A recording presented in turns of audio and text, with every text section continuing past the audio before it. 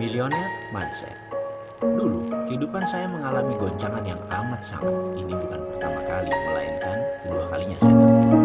Tapi yang kedua ini sangat dahsyat. Seluruh harta saya hilang dan hutang saya menumpuk. Ketika itu saya masih memiliki beragam bisnis, tetapi dalam masa hampir bersamaan, shit happened alias kesialan beruntun terjadi dalam kehidupan saya. Money changer saya kecurian hingga 2 kali dalam 3 bulan. Kapal, barge yang saya bertransaksi untuk mengirim barang ke Kelian Equatorial Mining di Kalimantan Timur karam. Asuransi tidak membayar. Pabrik kapur Hydrated Line yang masih berhutang pada bank kena gempa di Cilengsi.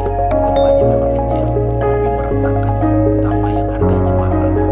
Atau korek kapur meluncur tanpa terkendali menabrak silo pabrik. Asuransi juga tidak menggantinya. Ditambah lagi bank pembiayaan kami yaitu PDFCI ditutup BPPN di tengah krisis keuangan yang berkepanjangan kala itu. Harga bahan baku mendadak naik 200% yaitu harga gas. Perusahaan saya pun terpaksa file for bankruptcy. Semua musibah ini terjadi dalam kurun waktu 2 tahun yaitu tahun 1999 dan 2001. Kerugian tak tanggung-tanggung. Mobil hilang semua, rumah 3 hilang semua, masih berhutang 9 digit lagi.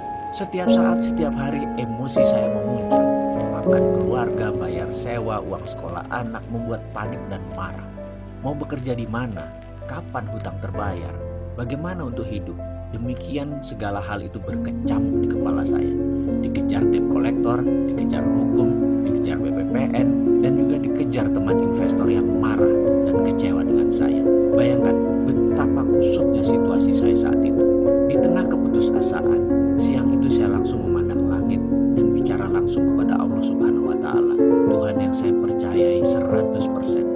Saya katakan kepadanya bahwa saya putus asa dan hidup saya sudah diambang frustrasi. Saya marah sekali kepada semuanya. Saya menuduh kehidupan ini tidak adil.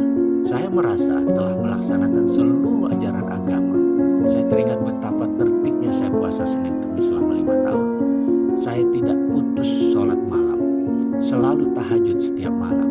Jangankan peribadatan yang wajib-wajib, yang sunnah saya laksanakan semua. Hitungan zakat, hitungan sedekah, saya tidak 2,5% lagi. Saya mendirikan panti asuhan, mengelola 8 panti, menampung 400 anak yatim dalam kurun waktu 5 tahun kala itu. Itu semua saya laksanakan dengan tulus, dengan keindahan munajat.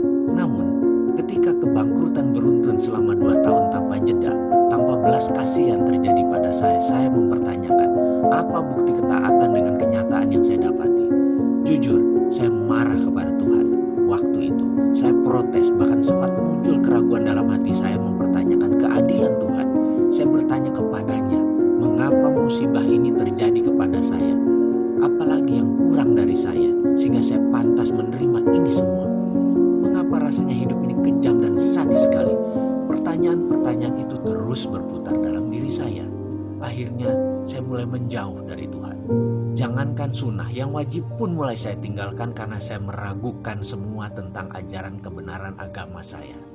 Saya bertanya namun tidak ada jawaban. Saya kesal, saya murka. Permasalahan ekonomi ini akhirnya berimbas pada rumah tangga dan pernikahan pertama saya. Waktu itu istri saya kembali ke rumah mertua. Kemudian saat itu anak saya yang tertua demam panasnya 39 derajat Celcius dan sudah tidak gerak lagi. Adiknya pun mengalami hal yang sama. Mereka masih balita, 4 tahun dan 2 tahun. Listrik di rumah padam, PLN tidak mampu bayar, tidak ada makanan, tidak ada uang di tangan, dan setiap saat ada telepon isinya penagih hutang-hutang saya. Saya berhutang pada lebih dari 5 institusi keuangan, lebih dari 60 individu, dari utang yang berjumlah hanya 1 juta hingga miliaran rupiah. Puncaknya, suatu hari saya ditelepon oleh seorang pemberi hutang yang mungkin sudah muak dengan saya. Dengan kasar, dia bilang akan mendatangi rumah saya sore ini dan dia akan menagih dengan apapun resikonya. Kalau tidak bayar, dia akan memaksa. Gaya bicaranya sudah seperti preman. Tumpah darahku dia siap. Saya tidak ada pilihan, hanya bisa melakukan satu hal. Saya bertahan habis-habisan, saya asah pisau. Saya sudah tidak sanggup lagi dan bersiap untuk kemungkinan terburuk. Kalau memang orang itu menantang bertumpah darah, terpaksa saya lawan. Saat itu rasanya saya siap membantai orang. Saya sudah tidak peduli lagi apa yang akan terjadi. Saya sudah tidak punya apa-apa, bahkan harga diri pun saya tidak punya. Saya siap mati. Kedua anak saya yang demam membujur lemah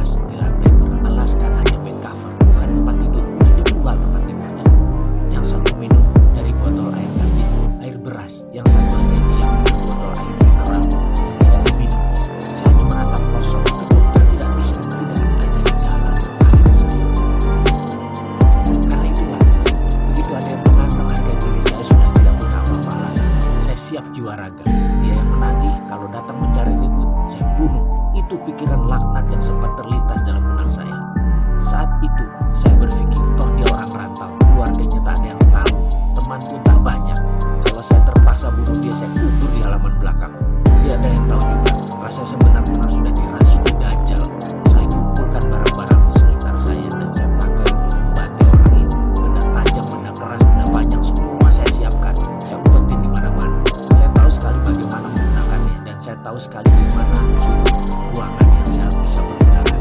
Intinya saya panik aja segila-gilanya manusia. Tiba-tiba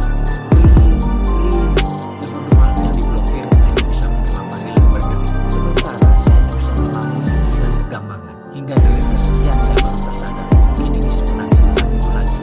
Dengan besar saya berkata, "Halo," ingin saya berkata dengan kasar. Di seberang sana ada suara lembut menjawab, "Assalamualaikum Mas." Saya mengenali sekali suara ini adalah suara Pak Ali, pimpinan Yayasan Husnul Khotimah yang kemudian dikenal dengan Rumah Yatim Indonesia, panti asuhan yang kami bangun bersama. Saya pun terhenyak dan menjawab dengan nada lemas, "Waalaikumsalam Pak Ali." Kemudian dia melanjutkan, "Mas, saya telepon 3 kali kok nggak diangkat, lagi sibuk ya?" kata Pak Ali dengan logat lamongannya yang khas. "Maaf Ali, saya sedang ada kesibukan, apa kabar?" sahut saya dengan mengatur nafas menahan emosi. "Mas, dengar-dengar sedang ada masalah ya? Istri pergi, anak sakit, rumah dan isinya sudah dijual semua, listrik putus, apa benar Mas?" tanyanya dengan serius. Dengan berat hati saya menjawab, "Iya benar Pak Ali." "Oh, kalau ada masalah begini saya diceritakan Mas," kata Pak Ali. Kemudian saya tertegun mendengar kalimatnya. Kemudian dia melanjutkan, "Mas, walaupun kita miskin, yayasan kita ada gudang uang ini. Kalau Mas butuh ini ada 3 juta, pakai aja dulu Mas. Mas berhak kok, sudah 5 tahun Mas membangun yayasan ini. Kalau ada masalah seperti ini, Mas punya hak untuk memakai dan meminjamnya. Saya ke rumah ya sekarang, terus bawa anak-anak ke dokter. Saya yang antar."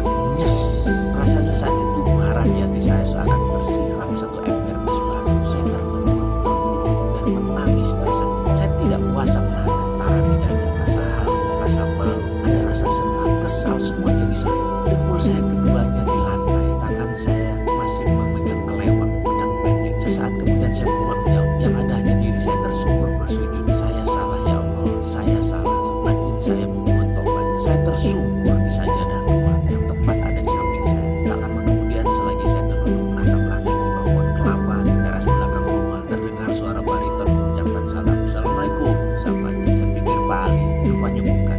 Dia rupanya tadi orang yang menagih utang dan menantang saya. Saya pun menjawab, "Waalaikumsalam. Begini Pak, utang Bapak 10 juta, apa bisa saya ambil sekarang?" Saya hanya berkata, "Anak saya sakit, saya perlu uang untuk biaya anak saya. Sebentar lagi ada uang 3 juta datang. Terserah Mas, mau ambil berapa Mas atur." Kalimat itu mengalir tanpa saya rancang. Marah saya sudah hilang, saya pasrah saja. "Oh begitu Pak," katanya dengan nada datar. "Anak Bapak sakit dua-duanya, yang berbaring di dalam itu ya?" katanya sambil menengokkan kepala ke arah ruang tengah. "Iya," saya jawab singkat. "Oh maaf kalau gitu, saya nggak tahu Pak kalau Bapak anaknya sakit. Sebaiknya Bapak urus mereka. Uang saya gampang, saya pamit dulu deh. Besok kabari saya Pak, urusan utang gampang, yang penting keluarga dulu." Begitu katanya tanpa basa-basi dan tanpa diduga-duga. Dia pun pamit pergi dan saya masih di posisi kebingungan, lunglai di ujung bangku di bawah pohon. Tubuh saya berkeringat. Saya memaksa diri untuk bangun dan mengikuti dirinya dari belakang sambil memanggilnya, "Mas, saya pasti bayar utang saya hanya butuh waktu. Maafkan saya ya Mas kalau saya kasar dan panik," itu kata saya. Ketika dia berbalik badan, saya julurkan tangan saya yang kemudian dia sambut dengan jabatan erat dan senyum di bibir.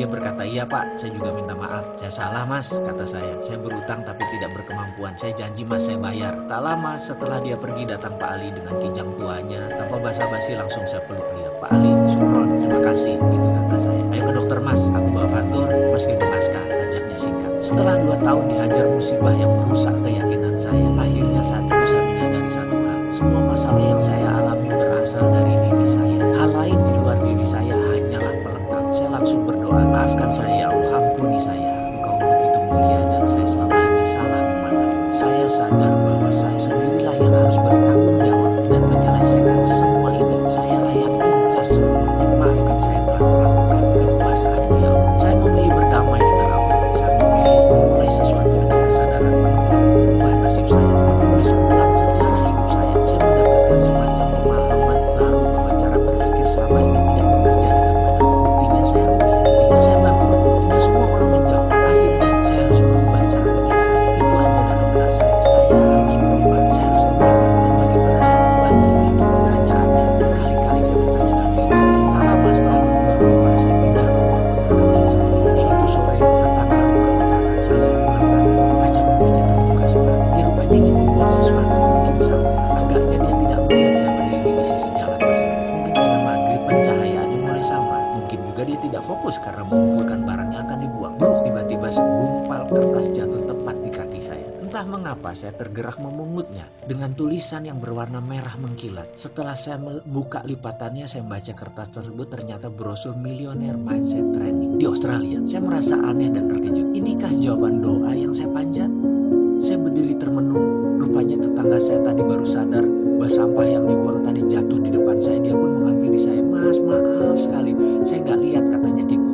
"Loh, nggak apa-apa, aku kan hanya ngelamun, nggak ngeh, aku baru ngeh pas ngeliat brosur itu," kata saya basa-basi sambil menunjukkan lembaran tersebut. "Iya, tadi saya dari kantor, tapi sepertinya nggak mungkin saya ke sana. Bukannya nggak butuh jadi orang kaya, tapi harganya itu loh, seminggu di sana 30 juta, mending buat modal," katanya mengurai. Saya hanya mengangguk-mengangguk sambil tersenyum. "Saya pamit Pak Sarif," kata saya.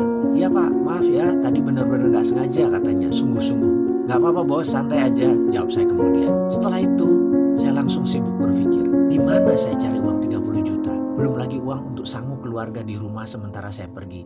Yang jelas saya sudah tekad untuk berubah. Saya bertekad untuk berubah dan melihat ini sebagai solusi. Saya percaya itu. Singkat cerita, harta terakhir saya yaitu motor Tiger, mesin jahit, dan beberapa barang keluarga saya jual. Saya nekat terbang ke negeri Kampung. Saya menginginkan ilmu tersebut. Saya pun berangkat untuk mengikuti Millionaire Mindset Training di sana dengan harapan bisa menerapkan untuk memperbaiki kondisi hidup saya. Kira-kira sebulan setelah kembali dari pelatihan selama 7 hari tersebut, ternyata tidak ada perubahan apa-apa dalam perjalanan kehidupan saya. Saya masih menganggap bahwa apa yang saya pelajari itu aneh dan gak kena di logika. Mek monotok, apa iyo? Itu saya berkali-kali bilang, masa begitu sih? Emang gitu? Itu saya selalu membatin. Memang benar, saya meragukan dan saya menganalisa, mencoba mengurai maksud dari pelatihan tersebut. Tapi saya lelah, keadaan saya begitu-begitu saja. Saya belum bisa dapat uang lagi. Saya belum bisa melunasi tunggakan hutang. Saya belum bisa merubah nasib saya. Apakah saya harus belajar lagi? Saya mencoba mengingat mundur pengalaman hidup saya. Semua itu terjadi di usia 28 tahun. Benar, saya merasa seakan berjalan di jalan bebas hambatan. Semua mudah, semua gampang. Pada saat itu saya bahkan menggampangi proses. Namun saat ini justru proseslah merupakan hal yang paling saya hormati. Barulah sejak di usia 28 tahunan kehidupan saya mengalami pasang surut yang luar biasa. Baik dari masalah pribadi, masalah spiritual, ketuhanan, masalah rumah tangga, masalah parenting, masalah keuangan. Dikala saya berpikir laut itu berair tenang, saya memilih mengangkat jangkar dan mengembangkan layar ke sebuah tujuan yang pasti, yaitu ingin sukses. Dengan tujuan yang hanya satu arah, yaitu ke depan. Sebuah kesombongan yang saya bayar sangat mahal, sangat melelahkan, penuh duka, air mata dan kering. Ternyata laut di depan tidak semanis gelombang di pantai. Dalam perjalanan ombak besar, angin kencang, bahan bakar kurang, sumber daya terbatas. Satu hal yang saya lupa, saya tidak bawa kompas dan peta. Dalam artian, saya mengarungi samudera tanpa ilmu, tanpa petunjuk, tanpa pembimbing. Mentang-mentang saya punya glory from the past, kisah sukses masa lalu, saya merasa bisa melakukan apapun. Bayangin, di usia 26 tahun saya menjadi milioner. Milion-milion uang ada di kantong saya.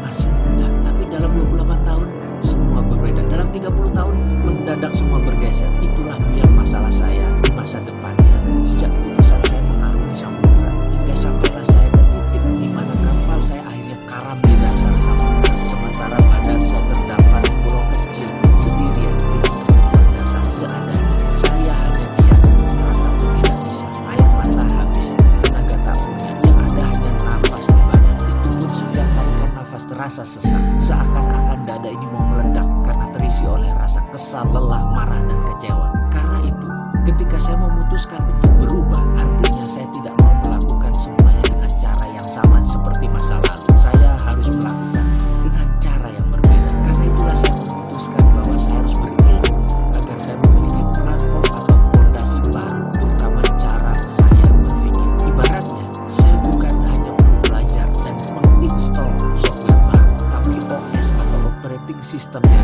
harus saya reset untuk bisa tergabung dan terhubung dengan software tersebut. Sederhananya begini, jika otak kita yang berkemampuan maha dahsyat ini adalah hardware pemberian Tuhan, softwarenya kita sendiri yang pasang. Sebut saja software sukses, software sehat, software bahagia, itu semua manusia yang install. Jadi hardwarenya memang pemberian Tuhan, tapi softwarenya manusia yang pasang. Mungkin banyak sahabat yang menonton video ini akan berkedut kening ketika saya membawa hal seperti ini, tapi coba saya berikan ilustrasi. Seorang anak yang hidupnya dikritik, dimarahi, ditekan, dipaksa, diharuskan, dibatasi, dilarang, dimaki, dan dihina akan membuat dirinya tumbuh sebagai pribadi yang peragu, pemarah, dan pendendam. Bandingkan dengan anak yang tumbuh dengan didorong, dipuji, disayangi, diperhatikan, didukung, dan dikelilingi suasana penuh canda tawa, sang anak akan memiliki platform hidup lebih ringan, lebih fun, banyak senyum, dan vibrasi dirinya disukai orang. Yang saya maksud di sini adalah software seseorang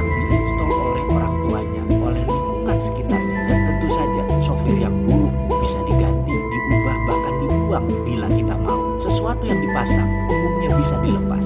Setuju bukan? Bukan sesuatu yang permanen, karena itu kita yang masang, kita bisa lepas juga. Teman-teman dari bidang aplikasi psikologi mungkin mengenal ini dengan sesi terapeutik dalam dunianya. Ketika mencari kompas ilmu pengetahuan dan pola pikir, itulah saya baru sadar selama ini saya menerima hasil sebuah printer yang isinya salah. Lalu saya mati-matian mentipek, menghapus tulisan dalam kertas tersebut. Begitu seterusnya. Saya tidak sadar bahwa yang saya harus rubah adalah justru bukan dokumen yang di print, tetapi bukan juga printer